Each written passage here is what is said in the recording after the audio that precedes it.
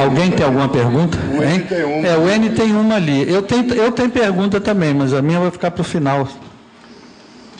Ninguém quer fazer pergunta?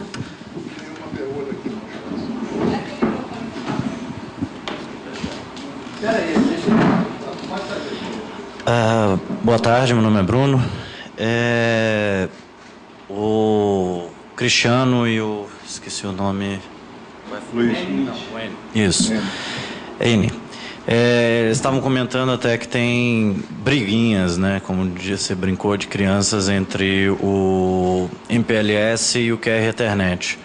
Quais seriam as similaridades e especialmente as diferenças entre os dois casos? Pode começar você. Sim. Bom, o que eu estava falando aqui, pensando, a Embratel confirmou, entendeu? É o seguinte, quando você tem um backbone, uma rede mais pesada, né, é MPLS, entendeu? Você viu nas últimas transparências, né? Lá no backbone é MPLS. E essa é a maneira que eu vejo, né? E as tecnologias, né, de Ethernet, tipo PB, PBB, são, assim, colocadas em determinados nichos, né? São tecnologia para determinados nichos. Essa é a maneira que eu vejo. E quando você coloca o QR Ethernet, né, na história, se repete essa história. Se é um QR Ethernet, como eu vejo, assim, de um âmbito limitado, você pode colocar no transporte, dentro do que chama de transporte, um PB, PBB, entendeu? Mas se você está falando de um QR Ethernet já querendo alcançar maior distância e maior proporção, seria MPLS, né? Essa é a maneira que eu vejo, né? E o MPLS é uma tecnologia que já está mais estabelecida no mercado. A padronização dela vem lá de 1999 e depois alcançou a maturidade em 2003.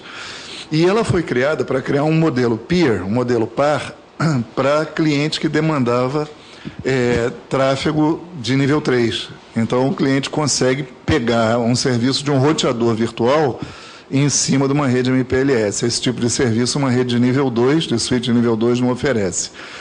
Agora, a rede de nível 2 ela é mais simples e ela transporta de forma mais natural os protocolos de nível 2 e os serviços de QR Ethernet. Você não precisa fazer o encapsulamento do nível 2 numa rede de nível 3, que depois volta a encapsular em nível 2 para conectar um dispositivo de nível 3 com outro, criando um overhead mais alto e um plano de controle mais complicado. Então, a tendência é que nas redes de acesso novas, a gente esteja colocando basicamente PB, em alguns casos PBB também. Só que são tecnologias novas, não tem o mesmo grau de maturidade que o MPLS. E, além disso, ao não suportar serviços de nível 3, algumas operadoras elas têm certo receio em colocar uma tecnologia desse tipo. Existe, no entanto, uma tendência em colocar os serviços de nível 3 cada vez mais para o miolo da rede e deixar com o nível 2 a parte da periferia da rede. Tá? PB trabalha, é o Q que o Silvério estava mencionando, é uma tecnologia usando switch de nível 2 que tem boa escalabilidade, principalmente para a rede metropolitana e rede de acesso. Tá? PBB é uma que tem escalabilidade ainda maior, que é o MAC in MAC. É o que o Silvério estava comentando, que esconde o endereço MAC do cliente, as etiquetas de VLAN e tem uma escalabilidade ainda maior. O negócio é que PBB ainda não decolou a nível mundial. Provavelmente não vai decolar. Isso aí eu tenho lá minhas dúvidas, tá? Quanto a isso. Bruno, eu vou tomar liberdade como Cisco, eu não tenho como deixar de falar de MPLS. O que acontece, aí eu vou te falar um pouco a visão que a gente tem com relação a MPLS e redes nativas Layer 2. O fato é o seguinte, de fato eu encapsulo, né, eu coloco um overhead sobre um Ethernet nativo, isso é indiscutível. A grande questão, por que você migra, implementa a rede MPLS? Vamos colocar o primeiro princípio básico. Para aumentar a minha escalabilidade de MAC, eu confio no MAC naquela caixa e eu aumento a minha escalabilidade de VLANs. Simplifica também o meu provisionamento, que uma vez que eu provisionei a minha infraestrutura, eu estabeleci as minhas adjacências LDP, eu faço um pseudoário fim a fim. Aí alguém vai falar, poxa, mas eu resolvo isso com MAC-MAC. E é fato, você resolve o problema de escalabilidade de MAC address com o MAC-MAC. Mas você não resolve um problema que muita gente mitiga no primeiro momento, que é a questão da escalabilidade dos protocolos, dos planos de controle L2. Né? O que acontece? Eu, com o nível 3, eu consigo isolar. A rede de nível 3, ela naturalmente, eu consigo estabelecer hierarquias do meu plano de controle. Então, eu consigo criar áreas para o meu IGP. O L2, eu não faço isso de uma forma simples, aliás, eu não tenho efetivamente como fazer. O que eu tenho é que eu começo a segmentar essa minha rede L2.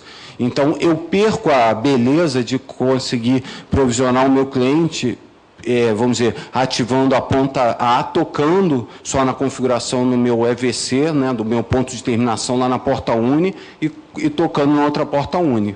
Né? Eu vejo como principal vantagem do MPLS. O troubleshooting disso, eu estou falando de uma experiência minha, é mais simples. Né? Se você olhar G8032, que na verdade o troubleshooting não é mais simples do que o Spanning Tree, e aí usando as palavras do Silvério e do Marcílio, Spanning Tree é coisa, como diz, coisa do diabo. Eu acho que não é tanto assim, tá? Mas quando a rede fica muito grande, realmente é complicado. Né? Se você olhar a estratégia que a Embratel adotou, ela montou anéis de acesso pequenos, onde eu consigo limitar aquele meu troubleshooting. E aí tem um último ponto, né, que eu acho que foi um ponto que o Felipe endereçou, com relação às demandas de conectividade, aí já falando das redes móveis. Né? A rede móvel, o 4G, o LTE, ele começou a gerar demandas de conectividade entre as Node bis. Né? Eu posso atender isso de várias formas. Uma forma é como ele falou, implementando via VPLS, vamos dizer, implementando um mecanismo multiponto baseado em L2. Mas aí eu caio de novo naqueles problemas de escalabilidade de uma rede grande. Hoje, só para você ter uma ideia, tem operadora móvel com mais de 6 mil nós, Ethernet, de switch metro Ethernet. Se eu não conseguir confinar isso muito bem, o troubleshooting é bem complicado. Eu não sei, o que eu vejo hoje, várias operadoras que partiram até no primeiro momento para uma solução baseada em ponto a ponto, eu não estou nem discutindo aqui se é MPLS ou não ser MPLS. Estou falando ponto a ponto, baseado em PTN, por exemplo, fazendo pseudoário, muitas estão revendo isso. E estão partindo, considerando uma solução de rotear dentro dessa rede de acesso, né? Como uma delas implementou, né? E acabou atendendo. Tá.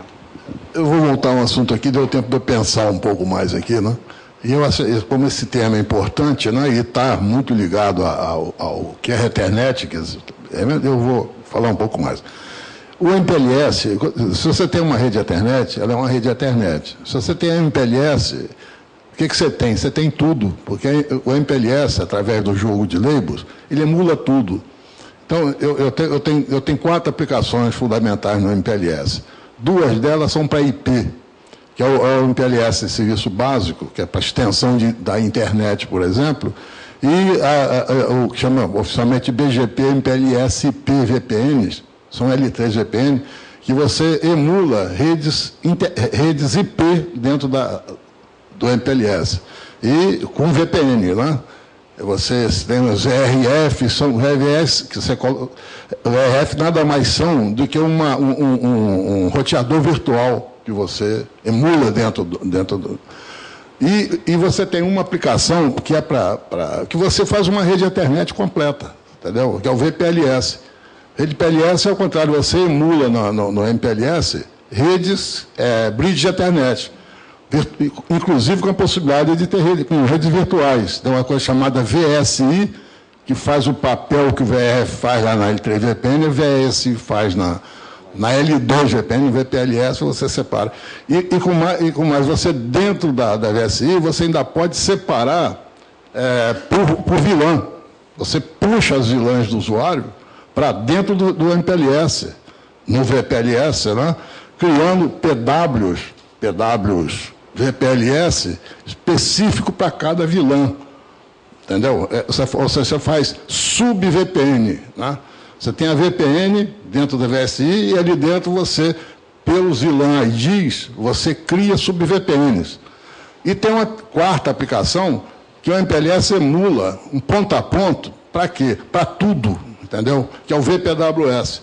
No VPWS, até o Silvério se referiu ao Draft Martini, foi quando começou a ideia do VPWS, você cria PW, chama PW também, não é? Mas PW, VPWS. Aí você cria um PW ponto a ponto, né?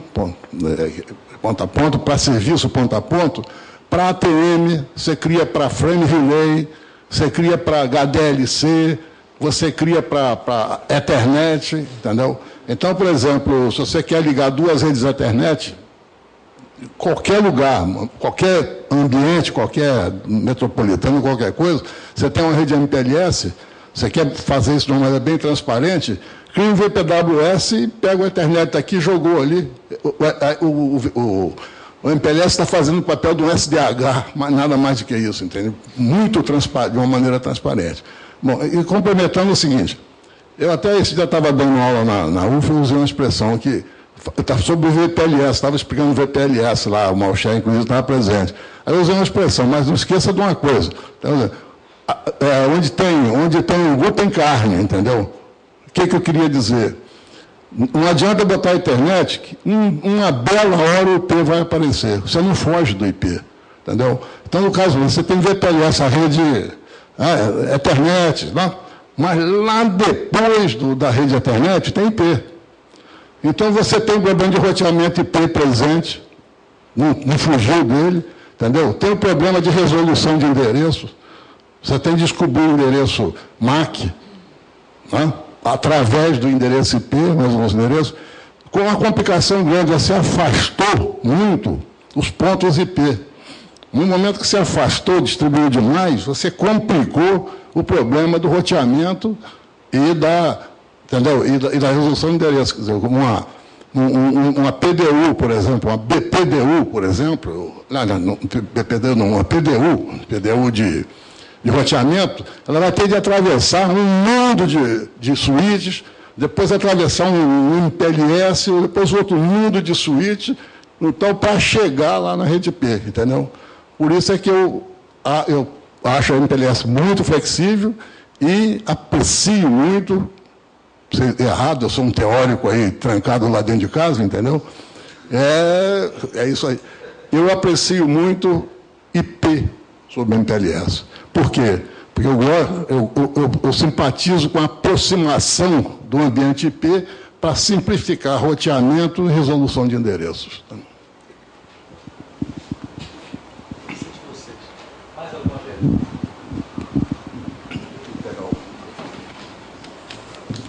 Boa tarde, meu nome é Rafael Galvão, trabalho na Petrobras, ex-aluno do professor Silvério, né? Minha questão, eu não sei bem diretamente a quem interessar, mas em relação à parte de OAM, eu vi que existem os hardwares que foram mostrados para você gerenciar e tudo mais. Agora, eu queria saber se existem, a operadora, por exemplo, se ela fornece alguma interface onde a gente possa monitorar o desempenho do circuito, onde a gente possa acompanhar, porque normalmente a gente lá, por exemplo, tem milhares de interfaces, várias interfaces contratadas, a gente não vai poder comprar um hardwarezinho para cada link que a gente for contratar, né? Então, como é que é feito, pode ser feito esse acompanhamento, esse gerenciamento do desempenho dos links que a gente está contratando em Carrier Ethernet, por exemplo? Bom, eu como apresentei esses produtos aí, a minha visão é o seguinte, justamente você precisa saber o que você quer medir, tá? Para você saber o que você quer medir, você precisa demarcar esse tráfego. Justamente a ferramenta que eu apresentei é um demarcador. Para isso você precisa estabelecer bem o ponto onde você quer medir a latência, o jitter, né, o interframe delay, perda de pacote. Você precisa saber exatamente o ponto em que você quer medir isso aí. Isso aí é através de demarcação. Entra o seu tráfego antes de ir, por exemplo, um link alugado, você demarca esse tráfego. No outro lado, do outro lado do seu link alugado, da sua operadora, você vai trocar entre os demarcadores esses pacotes OAM que ficam checando continuidade, ficam checando latência, interframe delay, variation e esse tipo de coisa. Então, ao meu ver, essa medição tem que ser feita através de demarcação. Você demarca o ponto que você quer, demarca o outro ponto que você quer medir e entre eles você fica trocando esses pacotes. Tem uma segunda camada que é uma camada de serviço, que eu não falei porque não vem ao caso, mas aí sim, são pessoas analisando essas estatísticas, porque você ligar a caixa lá e ficar coletando esse tipo de informação é simples, mas tem toda uma camada de serviço em cima disso, onde você tem que coletar essas informações, concentrar essas informações e gerar relatório para o gerenciamento da rede, né? Não só o hardware para medir, para fazer esse tipo de medição, que é uma grande aplicação desses produtos que eu mostrei, mas também essa parte de serviço, que a gente tem atuado bastante, homologando isso com esse tipo de software. Aqui, ó. Para você fechar essa monitoração, é 1 para 1 de equipamento? Porque, só em termos de exemplos, né, a gente pode estar falando de contratação de 200, 300 circuitos. E aí, como que é a escalabilidade mesmo dessa quantidade de caixas para fazer essa medição aí dos circuitos das operadoras? O MEF, ele define um acordo entre a operadora, entre o prestador de serviço e o cliente. Esse acordo, você vai escolher quais são essas entidades, quais são esses EVCs que você quer monitorar e estatisticamente você vai pegar sempre o pior caso. Eu tenho um EVC que passa por um link de menor velocidade, com maior atraso, e esse cara vai ser a base de negociação